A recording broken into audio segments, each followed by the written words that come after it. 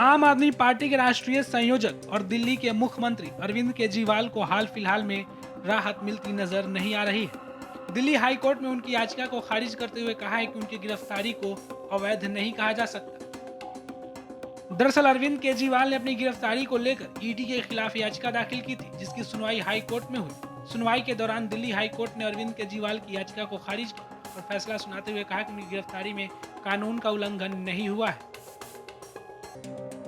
न्यायमूर्ति स्वर्णकांत शर्मा की पीठ ने अरविंद केजरीवाल के खिलाफ बोलते हुए कहा कि ईडी के पास पर्याप्त सबूत थे, जिसके कारण उन्हें गिरफ्तार किया गया। केजरीवाल के जांच में शामिल न होने, उनके द्वारा की गई देरी का असर न्यायिक हिरासत में बंद लोगों पर भी पड़ रहा है। यही नहीं, दिल्ली हाईकोर्ट ने अरविंद केजरीवाल की गिरफ्तारी के समय पर भी टिप्पणी करते हुए कहा कि आरोपी को गिरफ्तार कर लिया गया है। उनकी गिरफ्तारी और रिमांड की जांच कानून के अनुसार की जानी चाहिए, न कि चुनाव के समय के अनुसार। अदालत ने कहा कि ईडी की ओर से किसी भी दुर्भावना के अभाव में आम चुनाव से पहले गिरफ्तारी के समय को लेकर केजरीवाल की चुनौती टिकाऊ नहीं है।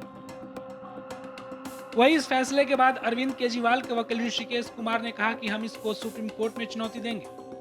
देखिए, जो पिटीशंस डाली थी against the arrest of chief minister honourable Arvind Kejriwal ji, वो पिटीशंस जो है वो खारिज हुई है आज। और हाई कोर्ट ने अपने व्यूज दिए हैं सेइंग कि भाई जो रिमांड ऑर्डर था वो इलीगल नहीं है, अरेस्ट इलीगल नहीं है। उस पे हाई कोर्ट ने फाइंडिंग दी है। इसको हम अभी चैलेंज करेंगे। हम अग्री नहीं करते हैं हाई कोर्ट के फैसले से और रेस्पेक्टफुली हम ये कहना चाहते हैं कि क्योंकि जुडिशियल हायरार्की है, उसमें हम हाई कोर्ट के ऑर्डर को सुप्रीम कोर्ट में चुनौती दे सकते हैं। तो जो भी फाइंडिंग है वो that will be challenge in Supreme Court immediately. जैसे ही ऑर्डर अपलोड हो जाएगा, will file our case in the Supreme Court. वही ईडी की तरफ से पेश हुए वकील एसवी राजू ने बताया कि कोर्ट ने कहा है कि गिरफ्तारी वैध है और कोई गलती नहीं हुई।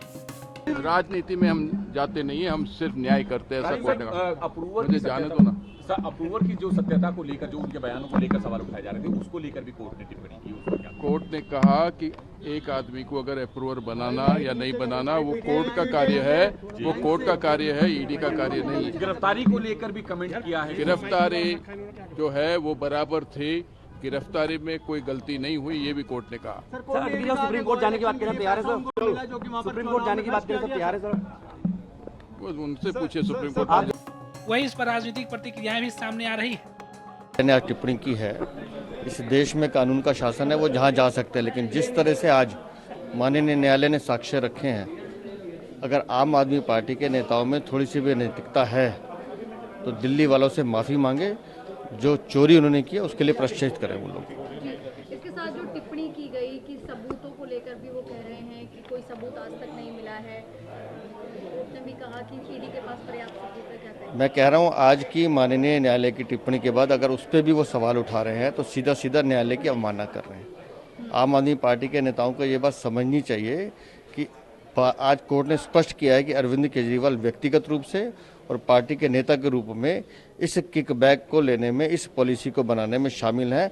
घोटाला हुआ है, चोरी की गई है। जो भी जजमेंट आया है माननीय दिल्ली हाई कोर्ट का, उससे हम पूरी तरह से असहमत हैं। हम हाई कोर्ट का पूरी तरह से सम्मान करते हैं, लेकिन हम इस फैसले से असहमत हैं और हम सुप्रीम कोर्ट तक जाएंगे, जल्द से जल्द जाएंगे। और हमें पूरी उम्मीद है कि सुप्रीम कोर्ट हमारे पक्ष में इसका जवाब देगी, इसका जजमेंट देगी। देखिए, आज ये पूरा देश जान चुका है कि ये जो दिल्ली का कथित शराब घोटाला है उसमें 2 साल से जांच चल रही है। 500 से ज़्यादा विटनेसेस बुलाए जा चुके हैं, 250 से ज़्यादा रेड पड़ चुकी है। मेरे ख्याल से ये भारत के इतिहास का सबसे बड़ा राजनीतिक षड्यंत्र है, जहां पे इतनी जांच कर ली, आपने इतनी जांच कर ली, लेकिन आपको 1 रुपए तक का पैसा नहीं मिला। केवल और केवल राजनीतिक बयानों के आधार पे, मैं कहूँगा अप्रूवर्स के बयानों के आधार पे, जो सरकारी गवाह हैं और जो पॉलिटिकली एक हिसाब से इन्फ्लुएंस्ड हैं, उन लोगों के बयान के आधार पे आपने अरविंद केजरीवाल और आम आदमी पार्टी के तमाम नेताओं को जेल में बंद कर दिया है। और टाइम टू टाइम यही सारे लोग हैं जो खुद कोर्ट जाके कह चुके हैं कि हम पर दबाव डाला जा रहा है, हम पर 3rd डिग्री इस्तेमाल किया जा रहा है कि आम आदमी पार्टी के नेताओं का नाम लो। एक है चंदन रेड्डी, वो खुद दिल्ली हाई कोर्ट में गए और उन्होंने कबूल किया है कि मुझे इतनी बुरी तरह से पीटा गया, मेरे कान के पर्दे फट गए, मेडिकल रिपोर्ट उन्होंने कोर्ट को दिखाई और कहा कि मुझ पर दबाव डाला गया कि मैं आम आदमी पार्टी के खिलाफ बयान दूं। दूसरे हैं अरुण पिल्लई, फिर तीसरे हैं समीर महेंद्रू। इन सारे लोगों ने कहा कि हमारे परिवार तक, हमारी बेटियों तक, हमारी पत्नियों को दबाव डाला गया। समीर महेंद्रू ने तो कहा मेरी पत्नी को गिरफ्तार कर लिया। और क्यों? क्योंकि मैं अरविंद केजरीवाल जी के खिलाफ बयान नहीं दे रहा था। दिल्ली के मुख्यमंत्री अरविंद केजरीवाल को दिल्ली की राउज एवेन्यू कोर्ट ने 15 दिन की न्यायिक हिरासत में भेजा था, जहां उन्हें तिहाड़ जेल के बैरक नंबर 2 में रखा गया है।